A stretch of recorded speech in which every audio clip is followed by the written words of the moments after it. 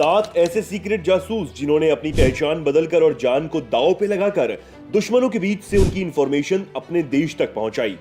जासूस वो हीरो होते हैं जो अपना काम करते जाते हैं और उन्हें उनके बलिदान का क्रेडिट तक नहीं मिलता। आज हम आपको बिना पहचान और शोहरत के जीने वाले इन जाबाज और असली हीरोज से मिलाएंगे, तो बने रहिए वीडियो के अंत तक। नंबर 7, रविंद्र कौशिक। ये वो जासूस थे जो पाकिस्तान की सेना में भर्ती होकर मेजर रैंक तक पहुंच गए थे। इनकी पाकिस्तान में पकड़ इतनी मजबूत हो गई थी कि दुश्मन की हर चाल को भारत आसानी से नाकाम कर देता था। इसलिए इन्हें पूर्व प्रधानमंत्री इंदिरा गांधी ने द ब्लैक टाइगर का नाम दिया था और आज भी ये भारत के सबसे महान जासूसों में शुमार किए जाते हैं।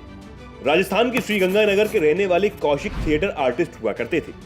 रॉ के ऑफिसर रविंद्र की एक्टिंग से इतना इंप्रेस थे कि उन्होंने उन्हें जासूस बनने का ऑफर दे दिया। रविंद्र ने 2 साल तक रॉ की ट्रेनिंग ली, जिसमें कि उन्होंने उर्दू, इस्लामिक धार्मिक ग्रंथ और पाकिस्तान के तौर तरीकों के बारे में सीखा।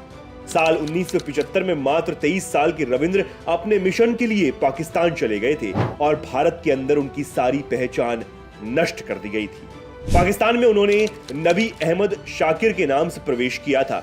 इन्होंने पाकिस्तान में कराची यूनिवर्सिटी से LLB किया और एक पाकिस्तानी लड़की अमानत से शादी भी कर ली। उनकी जासूसी से इंडिया को फायदा हो रहा था, लेकिन रॉ के ही एक दूसरे एजेंट की गलती की वजह से इनका भेद खुल गया और उन्हें गिरफ्तार कर लिया गया, जिसके बाद उन्हें उम्र कैद की सजा हो गई थी। हालांकि सन 2001 में टीवी की बीमारी हो जाने के कारण उनका देहांत हो गया। इस जाबाज सिपाही ने जेल में रहने के दौरान कभी भी अपना मुंह नहीं खोला और पाकिस्तान को भारत की कोई भी गुप्त जानकारी नहीं दी। नंबर 6, मोहनलाल भास्कर। दोस्तों, Mohanlal Bhaskar Indian intelligence agency raw के वे जासूस थे जिन्होंने पाकिस्तान के न्यूक्लियर प्रोग्राम का पर्दाफाश कर दिया था। इस मुश्किल मिशन को अंजाम देने के लिए उन्होंने इस्लाम धर्म को कबूल करके अपना नाम मोहम्मद असलम रख लिया था, ताकि पाकिस्तान में उन पर किसी को भी शक ना हो। पूरी तैयारी होने के बाद सन 1966 में वे अपने पहले मिशन पर निकले थे। इस मिशन के दौरान इंफॉर्मेशन पास करने के लिए भास्कर ने 1 साल के अंदर ही 15 से ज्यादा बार भारत पाकिस्तान बॉर्डर को क्रॉस किया था। लेकिन साल 1968 में उनके एक साथी अमरीक सिंह के धोखे की वजह से उनका भेद खुल गया और उनको गिरफ्तार कर लिया गया था। दरअसल अमरीक सिंह एक डबल एजेंट था जो कि भारत के साथ ही पाकिस्तान के लिए भी जासूसी कर रहा था। हालांकि पकड़े जाने पर 14 साल जेल में बिताने के बाद भास्कर को भारत और पाकिस्तान के बीच हुई कैदी एक्सचेंज के दौरान 1974 में रिहा कर दिया गया था। नंबर 5, सहमत खान। सहमत खान किसी भारतीय लड़की का बदला हुआ नाम है। वे एक भारतीय अंडरकवर एजेंट थी जिन्होंने सन 1971 में भारत पाकिस्तान युद्ध के दौरान पाकिस्तान में जाकर जासूसी की थी। असल में सहमत खान कश्मीर के एक मुसलमान परिवार की बेटी थी, लेकिन देश की खातिर उन्होंने अपने लिए जासूसी का ये जोखिम भरा काम चुना था। इस मिशन के लिए सहमत ने पाकिस्तान के एक बड़े आर्मी ऑफिसर से शादी की थी ताकि वे आसानी से पाकिस्तान में घुस सके। इस मिशन के दौरान सहमत ने पाकिस्तान आर्मी की बहुत ही खुफिया और अहम जानकारी भारत पहुंचाई थी, लेकिन उनके द्वारा पहुंचाई गई सबसे इंपॉर्टेंट इंफॉर्मेशन पाकिस्तानी आर्मी का वह प्लान था जो कि उन्होंने INA विराट के लिए बनाया था।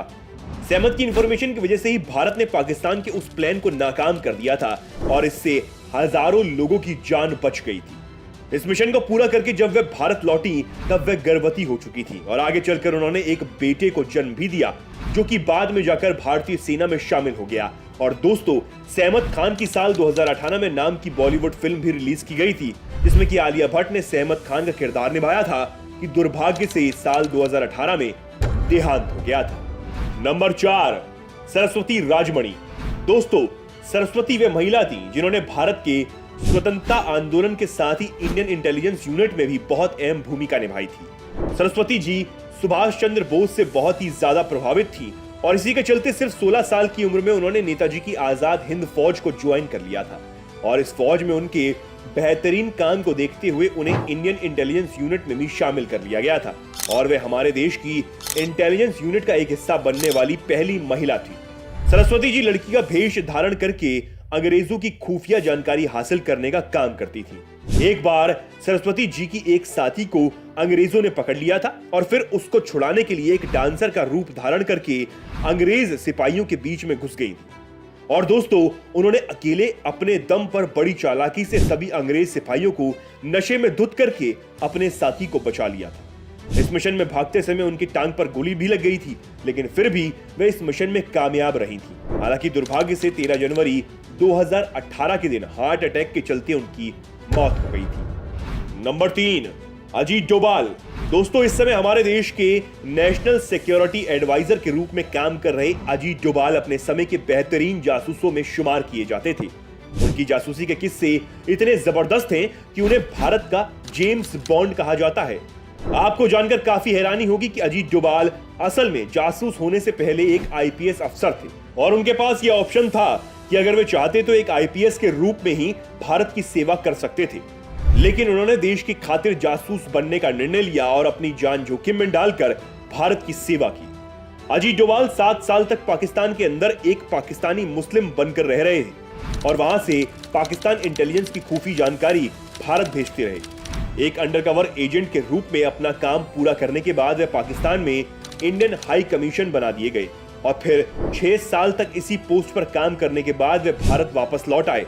उनके इन्हीं वीरता भरे कार्यों और कारनामों के लिए उन्हें भारत के दूसरे बड़े शौर्य वीरता पुरस्कार कीर्ति चक्र से भी सम्मानित किया गया। नंबर 2, कश्मीर सिंह। पंजाब के होशियार से ताल्लुक रखने वाले कश्मीर सिंह जासूस बनने से पहले आर्मी का हिस्सा हुआ करते थे और सिंह के फोटोग्राफी के शौक के चलते ही उन्हें जासूस की जॉब दी गई थी और उन्होंने जासूसी को एक पार्ट टाइम जॉब की तरह करना शुरू कर दिया था। के लिए हर महीने उन्हें 400 रुपए का वेतन दिया जाता था। दरअसल सिंह को पाकिस्तान बॉर्डर पर पाकिस्तान सेना की यूनिट्स की संख्या के बारे में जानकारी इकट्ठा करने और उनकी सैनिक टुकड़ियों के रणनीतिक स्थानों की फोटोज क्लिक करने के लिए काम दिया गया था। साल 1969 में वे पहली बार मोहम्मद इब्राहिम के नाम से पाकिस्तान में घुसे थे और इसके बाद वे कई सालों तक भारत को पाकिस्तान सेना की महत्वपूर्ण जानकारियां देते रहे। उनके द्वारा भेजे गए इंफॉर्मेशन 1971 के युद्ध में भारत की बहुत काम आई थी, लेकिन 1973 में एक दूसरे इंडियन एजेंट के मुंह खोलने की वजह से उन्हें गिरफ्तार कर लिया गया था। और आपको जानकर काफी हैरानी होगी कि वे 35 साल तक पाकिस्तान की जेल में कैद रहे थे, जहां पर उन्हें 3rd डिग्री टॉर्चर किया जाता था। लेकिन इतने लंबे समय तक टॉर्चर झेलने के बावजूद भी उन्होंने कभी भी अपना मुंह नहीं खोला और साल 2008 में पाकिस्तान के मानवीय आधार पर उन्हें आजाद करके भारत भेज दिया। नंबर 1, रामेश्वर नाथ काऊ। दोस्तों, रामेश्वर नाथ काऊ ऐसे ऑफिसर और जासूस थे जिसे सिर्फ भारत ही नहीं बल्कि पूरी दुनिया के सबसे महान इंटेलिजेंस ऑफिसर किया जाता है। यूपी के वाराणसी से ताल्लुक रखने वाले गांव ने अपने करियर की शुरुआत आईपीएस अफसर के रूप में की थी, लेकिन हमेशा से जासूसी में दिलचस्प रखने वाले काऊ ने 1971 में खुफिया एजेंसी की स्थापना की, जो आज रॉ के नाम से जानी जाती है। और यही वजह है कि भारत में रॉ जैसी बेहतरीन खुफिया एजेंसी के होने का सबसे बड़ा श्रेय रामेश्वर नाथ काऊ को ही जाता है। वे एक ऐसे इंसान थे जिनकी जिंदगी के बारे में आज भी कई लोगों को खासा जानकारी नहीं है। हालांकि दुर्भाग्य से साल 2002 में 83 साल की उम्र में उनका देहांत हो गया था। ये थे वो जासूस जिनकी वजह से दुश्मनों के कई खतरनाक मंसूबों पर पानी फिरता रहा और हम अपने घरों में चैन की नींद सो सके। वीडियो कैसा लगा कमेंट करके जरूर बताएं। वीडियो को लाइक और शेयर करना ना भूलें। ऐसी ही वीडियोस के लिए चैनल को सब्सक्राइब कर लें।